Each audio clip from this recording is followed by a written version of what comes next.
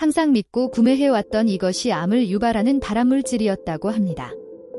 마트에서 구매할 때 반드시 조심해야 할 품목은 어떤 것이 있는지 알려드릴게요.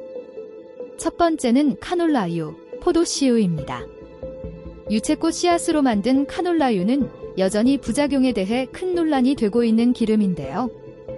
카놀라유의 발연점은 240도로 보통 튀김 요리 온도인 180도보다 높아서 대부분의 사람들이 안심하고 사용해도 되는 걸로 알고 있습니다.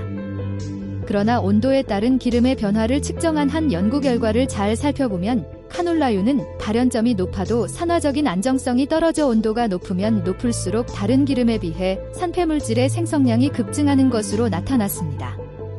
산패란 기름을 공기에 오랫동안 노출시키거나 높은 온도나 습도에 노출되어 기름이 변질되는 것을 말하는데, 기름이 산패되면 알데하이드와 같은 발암물질이 만들어져 심혈관 질환, 암, 치매 등 각종 질병을 유발하게 됩니다.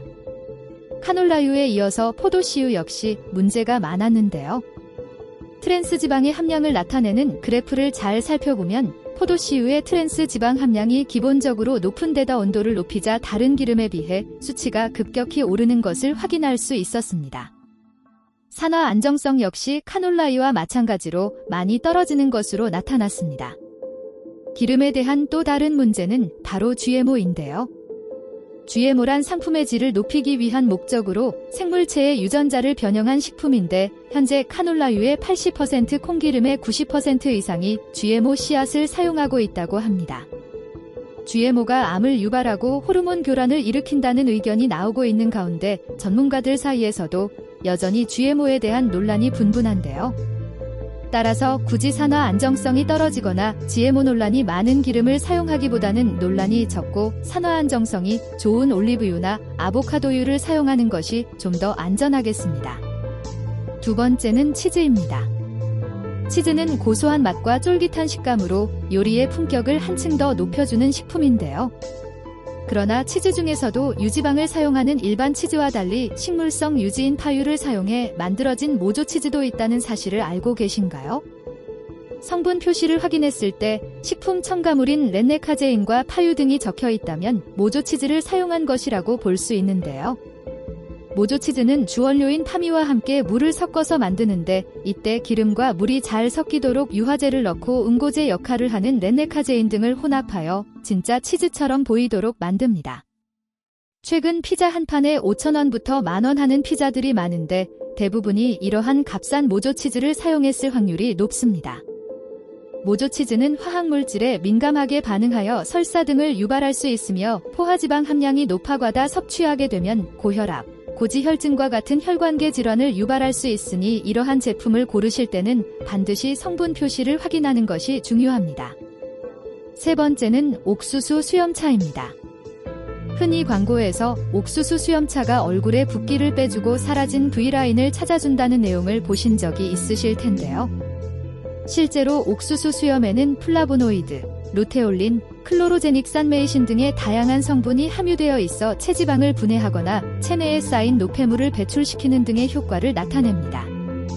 그러나 시중에 판매 중인 옥수수 수염차에는 구수하고 깊은 맛을 내기 위해 착향료나 감미료 등 다량의 식품 첨가물을 사용하는 것이 대부분이며, 소비자들이 건강차가 건강에 도움을 준다고 생각해 물 마시듯 수시로 마시는 경향이 있어 오히려 부작용을 나타내기도 합니다. 옥수수에는 들어있지 않지만 옥수수 수염차에는 수용성 카페인이 들어있어 많이 마시게 될 경우 인뇨장애나 피로를 일으켜 쉽게 졸림 증상을 가져올 수 있으며, 특히 다량의 칼륨이 함유되어 있어 콩팥 기능이 약한 분들에게는 오히려 심각한 부작용을 초래할 수 있습니다. 한 전문가는 옥수수 수염차가 소변을 잘 나오게 하는 효능이 있다고 해서 일부러 옥수수 수염차를 마시는 경우가 있는데, 만성신부전 환자에게는 이뇨 효과가 없을 뿐만 아니라 오히려 다량의 칼륨이 축적되면 심장의 도구로 작용하여 심할 경우 심장마비도 일으킬 수 있다고 지적하기도 했습니다. 따라서 옥수수 수염차와 같은 차 음료들은 되도록 적게 마시는 것이 좋겠습니다. 네 번째는 헛개나무 차입니다. 은은한 향과 맛을 지닌 헛개나무차는 알코올 분해에 탁월한 효과를 지니고 있어 애조가들에게 큰 사랑을 받고 있는 차 헛개나무 열매에는 숙취의 원인이 되는 아세트알데히드 성분을 분해하는 효과가 있어 숙취를 빠르게 해소시켜주고 간의 재생 능력을 도와 간 기능 개선에 도움을 주는 효과가 있습니다. 하지만 화깨나무차는 급성 간염이나 만성 간염 등의 간 손상이 있는 경우 오히려 간 기능을 악화시킬 수 있는데, 실제로 화깨나무 속 암페롭신과 호베니틴세이라는 성분 등은 간 건강에 도움을 주지만 그 외에 다른 성분은 간독성을 일으킬 수 있기 때문에 섭취할 때 주의가 필요하다고 하는데요. 서울 아산병원이 15년간 급성 독성 간염과 관련된 급성 간부전 때문에 간이식 수술을 받은 환자들을 분석했더니 화깨나무도 이를 유발하는 주원인 중 하나인 것으로 밝혀졌습니다. 어느 한 대학병원 교수는 허게는 간독성이 보고되어 있는 상황이고 부작용 우려가 있기 때문에 간 손상이 있는 환자들에 대해서는 섭취 금지 품목으로 분류하고 있으며 안전성이 확보될 때까지는 주의가 요구된다고 지적하기도 했는데요.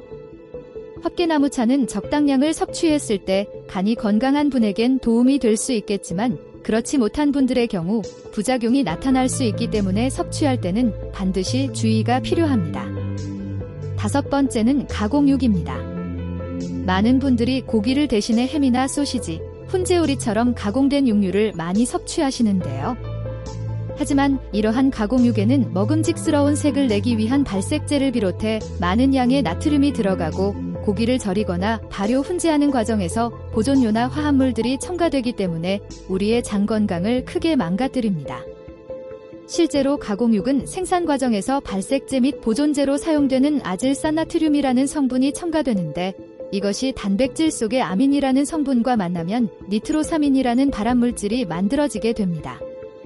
국제암 연구소에 따르면 매일 50g의 가공육을 섭취할 경우 대장암 발생 위험이 18% 증가한다고 발표했으며, 이로 인해 가공육을 인체 발암물질 1군으로 지정하기도 했습니다. 전문가들은 가끔 먹는 가공육은 크게 문제될 게 없겠지만 꾸준히 자주 섭취하는 것이라면 암 발생 위험 역시 커질 수밖에 없다고 하는데요.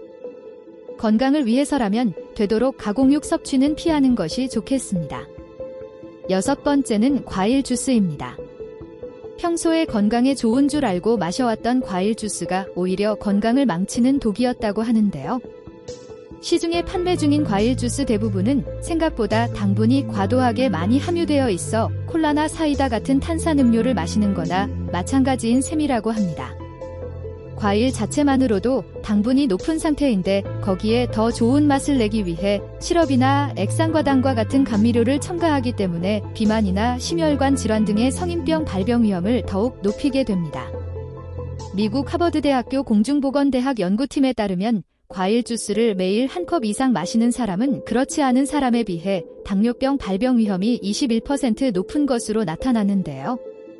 사실 단단한 과육을 가진 과일들은 섬유질을 이루는 세포 조직이 질기고 촘촘하게 이루어져 있어 섭취했을 때 소화 흡수가 천천히 되기 때문에 혈당 또한 급격히 올라가는 것을 막아주지만, 과일을 모두 즙 형태로 갈아버리게 되면 섬유질이 모두 파괴되면서 소화되는 과정이 짧아지고 체내로 빠르게 흡수되어 혈당을 급격히 올리게 됩니다. 따라서 되도록 과일 주스보다는 과일 본연 그대로 섭취하는 것이 가장 좋습니다. 영상이 도움이 되셨다면 좋아요와 구독 부탁드려요.